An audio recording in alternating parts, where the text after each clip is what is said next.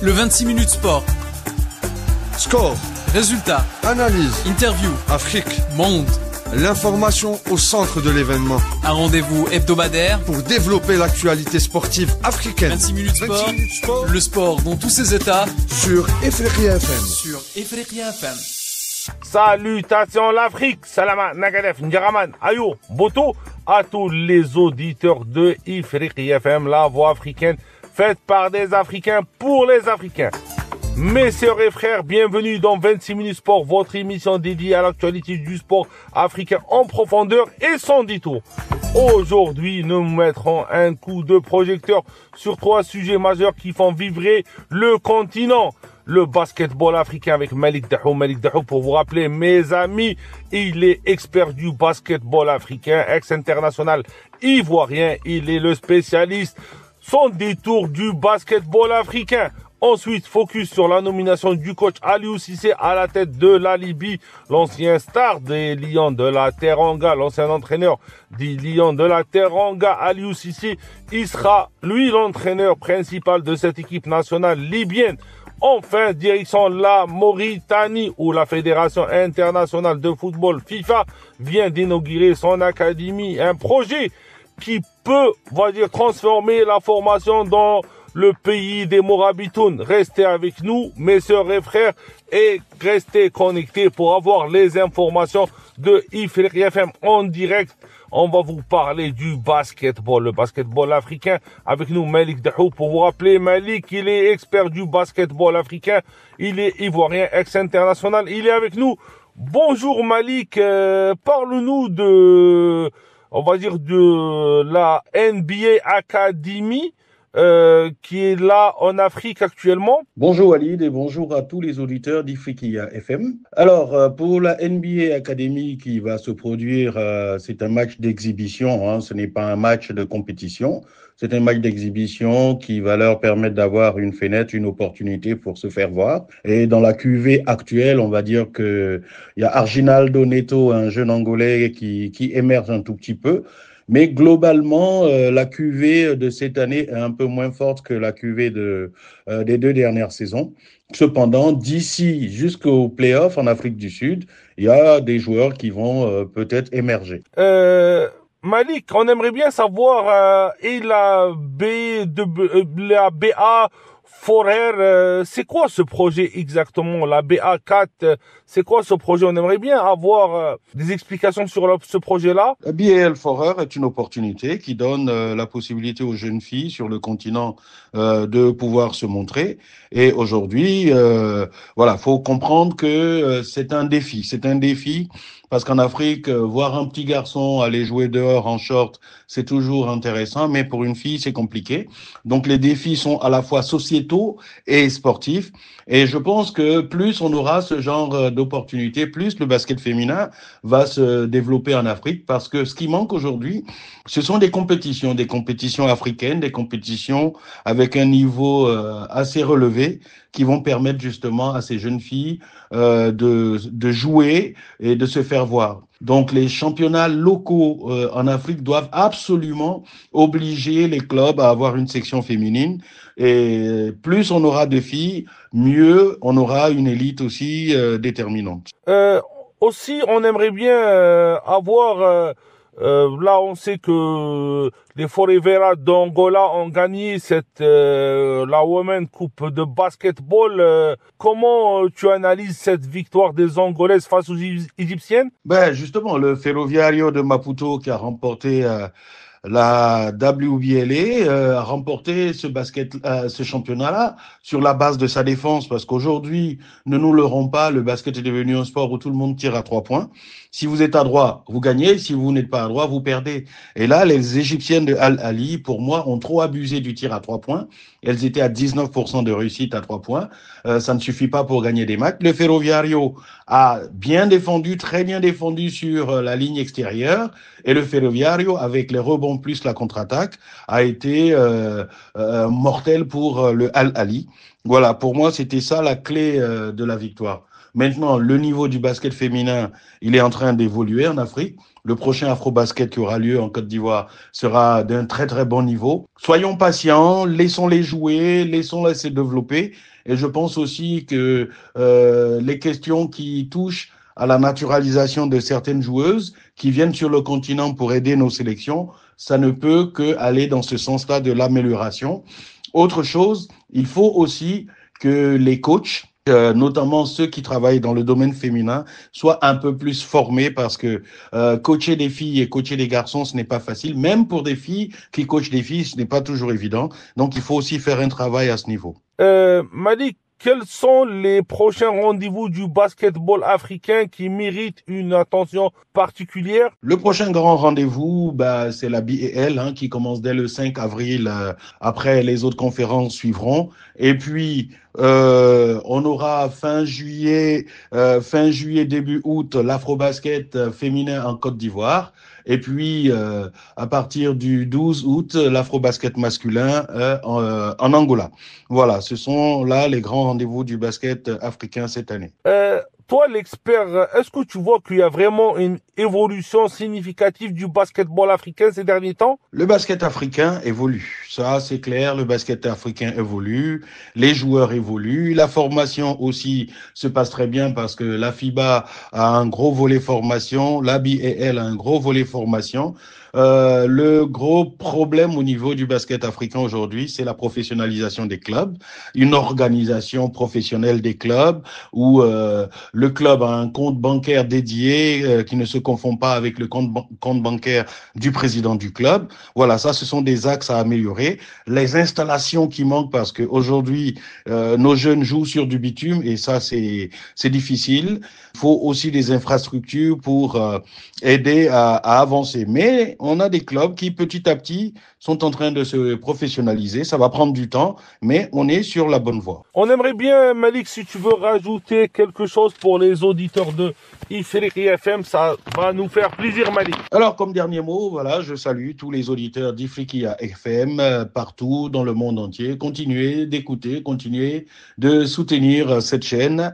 Merci pour l'opportunité que tu me donnes, Walid, d'intervenir dans ton émission et à bientôt. De Malik, on va passer en Mauritanie, on va passer pour parler de la nouvelle académie de la Fédération mauritanienne. Ce projet a été sponsorisé, financé par la FIFA. Amadou Si, journaliste et expert du football mauritanien, il est avec nous en direct de Nouakchott. Amadou, bonjour. Bonjour Walid, bonjour à Ifriqiya FM. Amadou, parle-nous de l'académie de la FIFA en Mauritanie.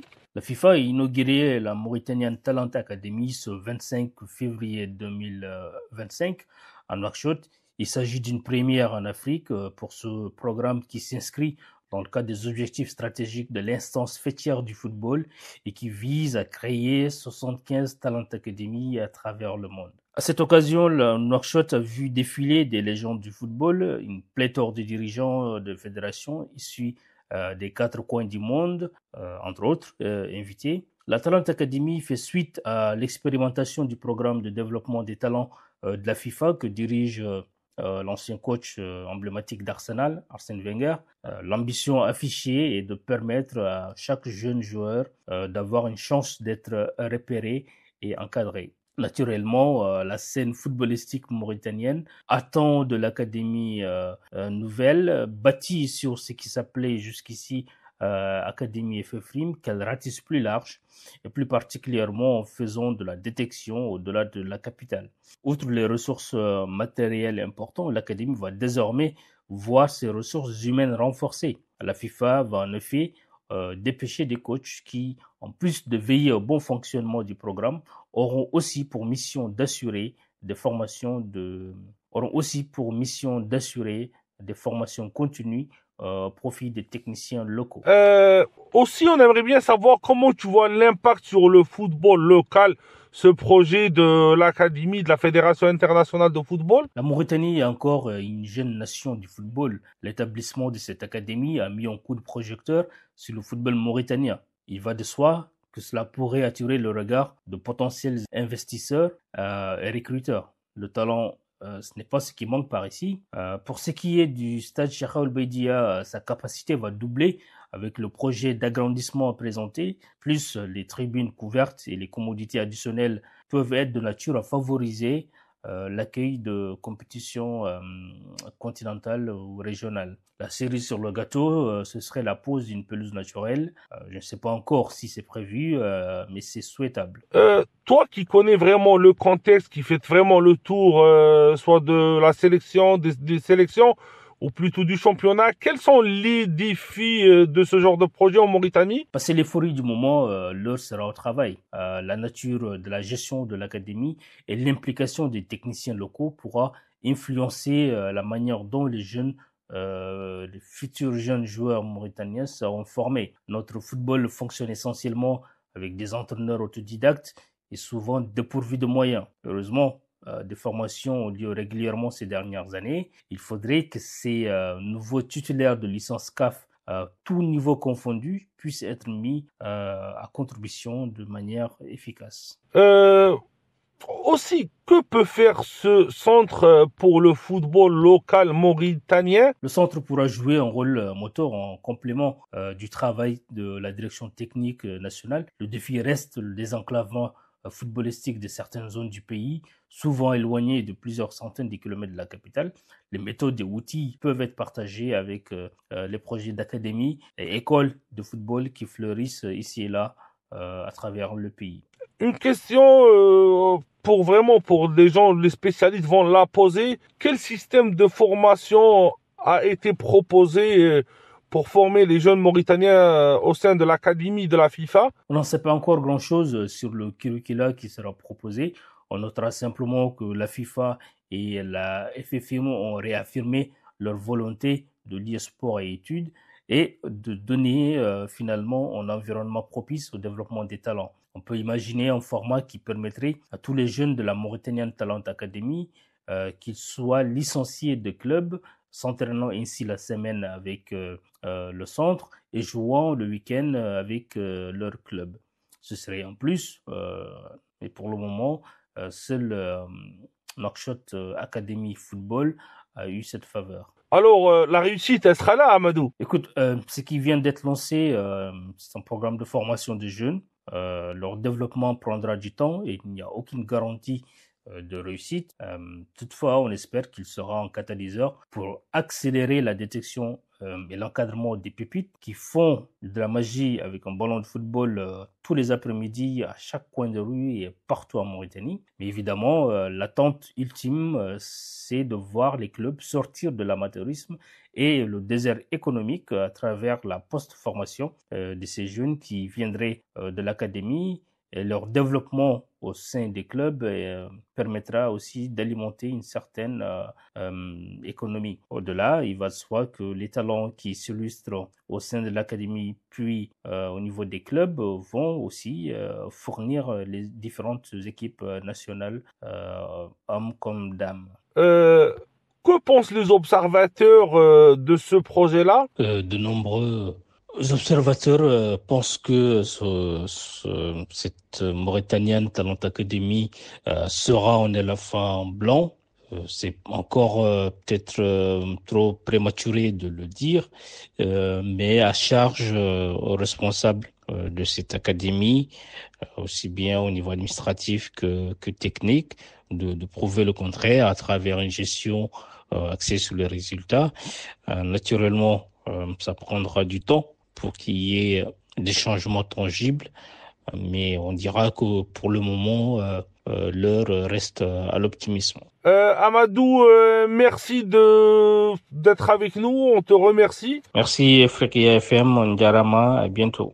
On te remercie encore une fois, Amadou, de ta gentillesse, de ta disponibilité. Direction Dakar, la terre des lions, de la Teranga, comme on a parlé au début de l'émission, la nomination de Aliou Cissé à la tête de la sélection libyenne. On va avoir avec nous Harouna Dramé, journaliste et vice-président de l'association des journalistes sportifs sénégalais, pour nous parler de cette nomination. Bonjour Harouna, le choix de Aliou Cissé pour être sélectionneur de la Libye, est-ce que il vous a étonné? Bonjour Walid, bonjour à tous les auditeurs d'Africa. Disons que le choix d'Aliou Cissé d'aller vers la Libye, quand c'était encore à l'état de rumeur, ça avait surpris ici au Sénégal. Beaucoup de Sénégalais s'étonnaient que Aliou Cissé puisse se retrouver en Libye. Les gens pensaient plutôt à une nation un peu plus zippée, en tout cas sur la carte du football africain, voire au niveau mondial. Et certains pensaient même qu'Aliou Cissé allait, comme il l'avait annoncé, un peu prendre un peu de recul, de repos pendant un bon moment. Peut-être même sur une année pour se récupérer parce qu'il a passé quand même 10 ans à la tête de l'équipe du Sénégal dans un contexte difficile avec énormément de pression et il avait dit qu'il avait besoin de repos, de se ressourcer un peu, de récupérer. Et on s'attendait donc à ce qu'il observe ne serait-ce qu'une année sabbatique.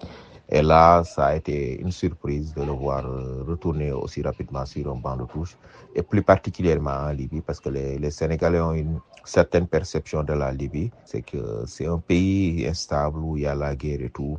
Donc forcément, ils ont été inquiets de le voir dans ce pays. Selon toi, qui connais vraiment le contexte, une bonne décision ou pas? Alors, une bonne décision d'aller relever ce défi en Libye pour Aliou Cissé après ce passage réussi en équipe du Sénégal, je ne sais pas trop. Je pense qu'on devra le juger plutôt sur les résultats, sur pièce comme on dit.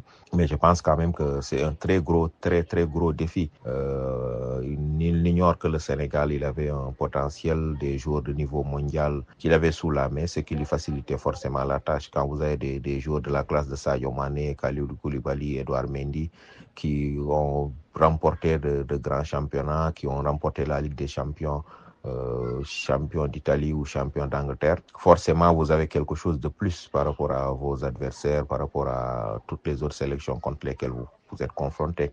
Le vivier qu'a le football sénégalais, il est certain que la Libye n'a pas. Les stars du football sénégalais, on ne les retrouve pas en Libye. La Libye n'a pas ce type de joueurs-là. Donc forcément, ça va être très difficile pour Aliou Cissé de construire, de consolider l'équipe nationale de Libye dont il hérite.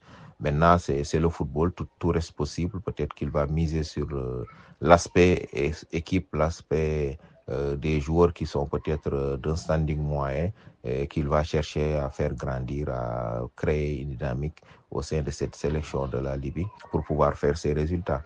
Mais c'est un gros défi, ce ne sera pas facile. Je pense qu'Aliou Cissé s'est embarqué dans une très grosse aventure et il sera jugé sur pièce à la fin de l'aventure. Comme le dit l'adage pour un peu charrier, c'est à la fin du bal qu'on récompense les artistes et on verra bien ce que ça va donner. Aliou Cissé, c'est vraiment un héritage extraordinaire au sein du football sénégalais. L'héritage d'Aliou Cissé, il est extraordinaire. C'est quand même le plus gros palmarès de l'histoire du football sénégalais. En tout cas, c'est celui qui a permis au Sénégal de réaliser sa plus grosse performance, d'atteindre l'objectif qu'il a toujours poursuivi depuis 1960 et son accession à l'indépendance, c'est-à-dire gagner le titre de champion d'Afrique. Il a fait atteindre le summum du bonheur au peuple sénégalais en remportant la CAN 2022 au Cameroun. Et ce palmarès, c'est aussi une finale de Coupe d'Afrique perdue contre l'Algérie en 2019, si vous vous souvenez de ça aussi. Et cet héritage qu'il laisse derrière lui, c'est également 2 participations en phase finale de Coupe du Monde, dont il a été en huitième de finale en 2022.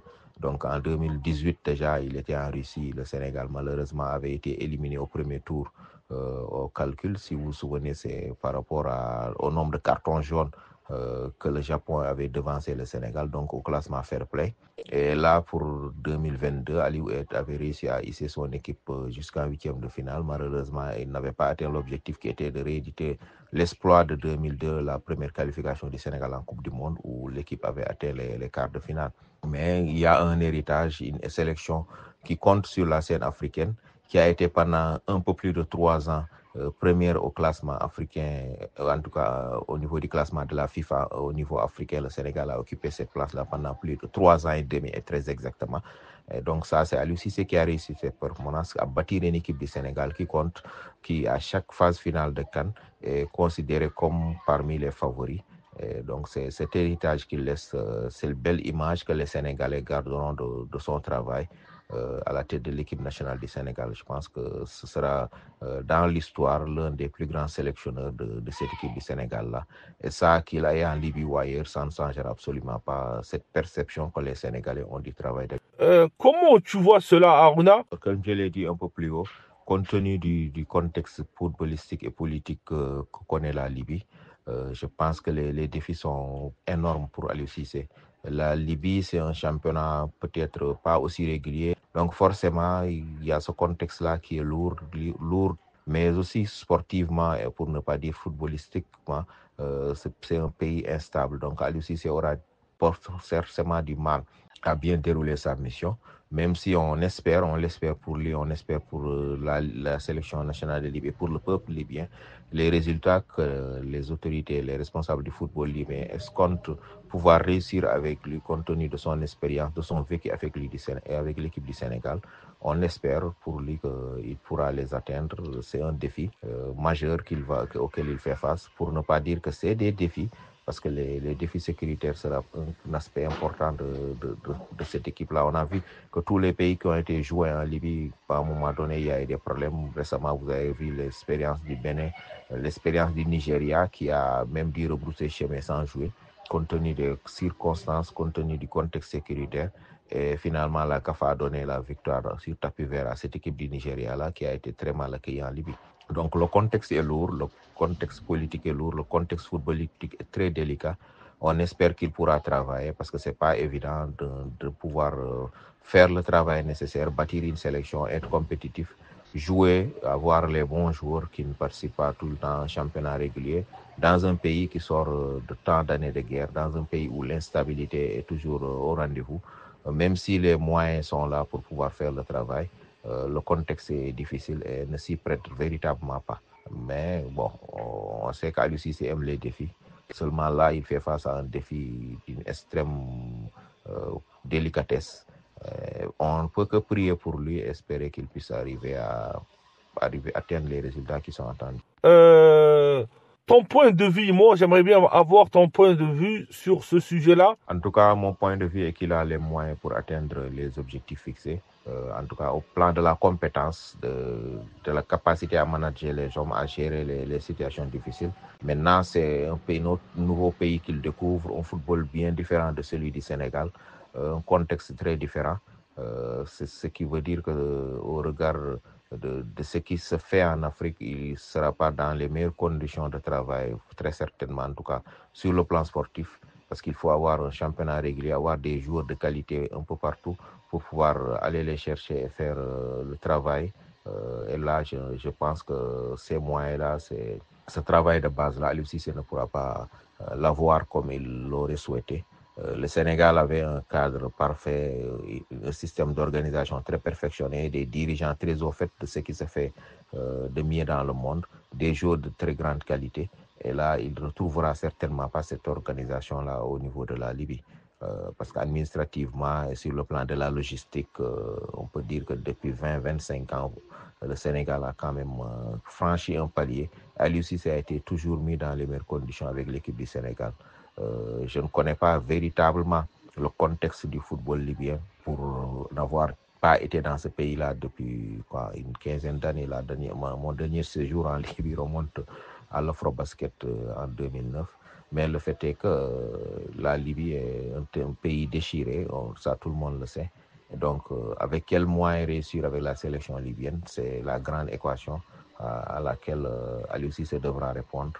Je pense que ces axes prioritaires dans le cadre du travail, ce sera peut-être de pouvoir faire de la recherche, une bonne prospection pour pouvoir avoir les meilleurs joueurs libyens qui évoluent en Libye et peut-être chercher, si tant est qu'il y en a qui sont à l'extérieur, essayer de les récupérer, de renforcer un groupe qui est déjà existant, quand même, il faut le dire, la Libye a une sélection.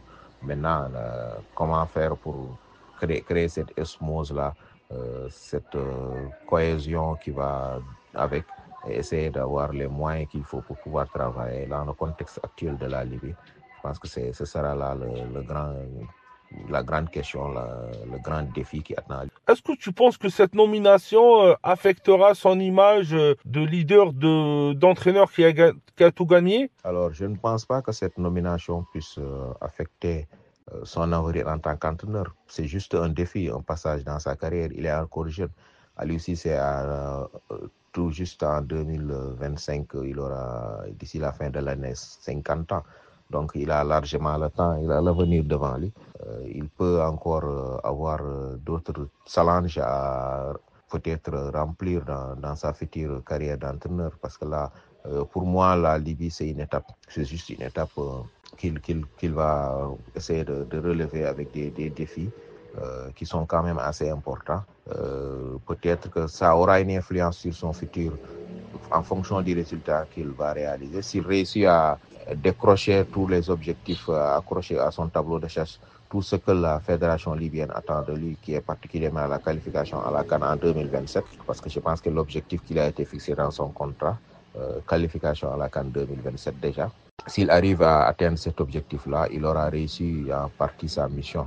Maintenant, par rapport à un retour éventuel à l'équipe du Sénégal, la porte n'est pas fermée. Je pense que compte tenu de ce que j'ai dit tout au début, de ce qu'il a fait avec cette équipe du Sénégal, là, si demain il aspire à reprendre ou à retrouver cette équipe du Sénégal, là, en fonction des résultats qu'il aura à faire, il y aura possibilité. Mais bon, je pense que ce ne sera pas sur le très court terme, peut-être sur le long terme éventuellement, si jamais le Sénégal n'arrive pas à retrouver ses performances comme cela a été le cas avec Aliou Cissé, il se pourrait qu'un jour il puisse avoir de la chance de revenir dans cette sélection-là.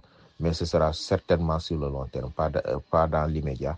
Compte tenu du contexte du football sénégalais, je pense que Pape Thiaw est parti pour faire un bail avec cette équipe-là, parce que la fédération a cette volonté, a fait ce choix-là de s'inscrire dans la durée avec les entraîneurs depuis quelques années, et ça a fait produit ses résultats à tous les niveaux, dans toutes les différentes sélections du Sénégal. Et je pense que cette logique va perdurer. Donc, Aliou Cissé, un retour possible à l'avenir, oui, mais pas de sitôt. Peut-être dans un futur assez lointain. Maintenant, il peut toujours explorer d'autres horizons au-delà de la Libye. Parce qu'à un moment donné, il y a des pays asiatiques, des pays du Golfe qui avaient pensé à lui faire des ponts d'or pour prendre leur sélection ou des clubs. Et je pense qu'un de ces quatre, on pourrait bien le trouver à la tête d'un club ou d'une autre sélection sur le continent africain ou ailleurs.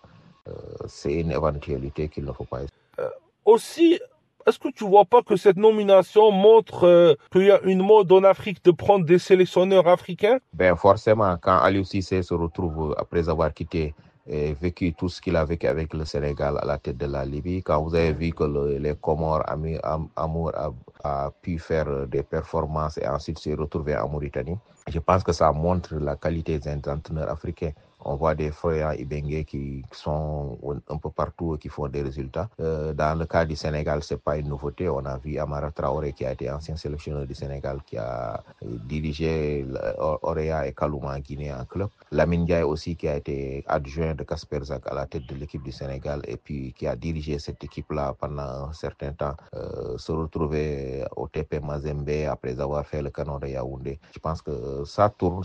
Les entraîneurs africains aujourd'hui peuvent prétendre à diriger les sélections africaines, pas seulement celles de leur pays, mais dans d'autres pays du continent. Et éventuellement aussi peut-être dans le futur, mais sans aller vers d'autres continents, en Asie, en Europe et ailleurs, pour prétendre ou diriger des clubs ou pourquoi pas des sélections. Même si pour ça, il faudra encore patienter un bon moment, parce que je pense que certains ne sont pas encore prêts à avoir des entraîneurs africains en tête de leur sélection en dehors du continent africain. Mais ces entraîneurs africains qui ont fait leurs preuves, qui sont reconnus et qui sont demandés sur le continent, je pense peuvent effectivement être des locomotives pour accélérer le développement du football africain.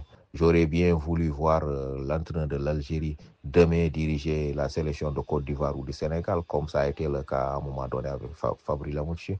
Donc c'est ça, c'est vraiment des ouvertures qu'on peut retrouver pour les entraîneurs africains, parce que je pense que la nationalité de l'entraîneur importe peu de mon point de vue. Pour moi, ce qui est important, c'est de prendre des gens compétents, qui ont les compétences requises pour diriger une sélection et qui sont capables de faire les résultats attendus d'eux. Quand une fédération choisit pour diriger son équipe nationale, des millions et des millions de personnes derrière, tout un peuple qui croit en votre projet, qui croit en vous, qui pense que vous pouvez amener sa sélection à un palier supérieur et à faire des résultats, être performante et à atteindre les objectifs fixés.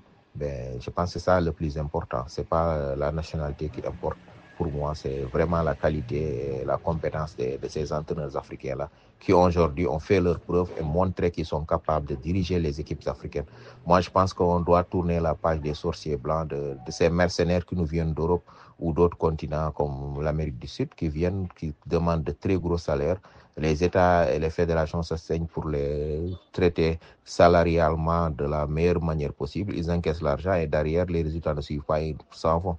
Et même quand les résultats suivent, parfois ils lâchent les équipes et s'en vont. On a vécu ça au Sénégal avec Henri Kasperzak, avec Alain Giresse. Et finalement, à un moment donné, les gens ont décidé que ce serait de retourner en arrière, de faire la confiance et de donner la chance aux entraîneurs sénégalais, à l'image d'Aliou Cissé, à l'image de Pape Thiaw, à l'image de Malick Daf, à l'image d'autres entraîneurs, de jeunes entraîneurs qui sont là, comme Demba Mbaye, qui ont réussi à faire leur preuve au niveau national et qui se retrouvent dans des championnats en club dans d'autres pays africains, comme aujourd'hui Youssou Dabo qui est en Tanzanie. Donc, quelque part, on ne se pose pas de questions par rapport à leurs compétences, à leur qualité. On sait qu'ils sont bons, qu'ils peuvent faire les résultats, qu'ils soient sénégalais, algériens, camerounais, ivoiriens, sud-africains.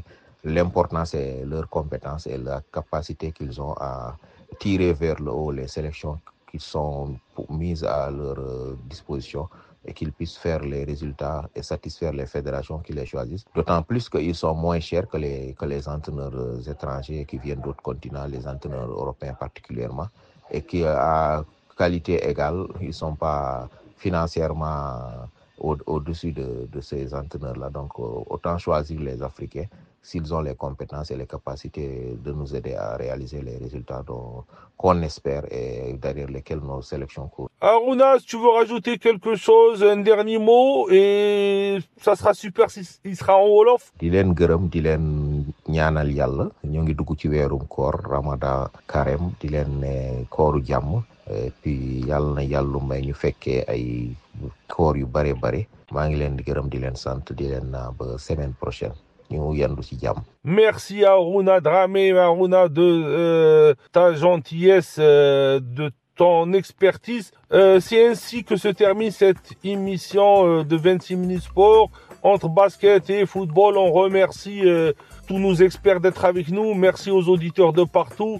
N'oubliez pas de liker nos émissions disponibles sur Facebook. Écoutez, réécoutez nos émissions sur YouTube ou sur notre application téléchargeable sur la plateforme Play Store. On reste connecté sur Ifriqiya FM. Bon Ramadan à tous et à la semaine prochaine.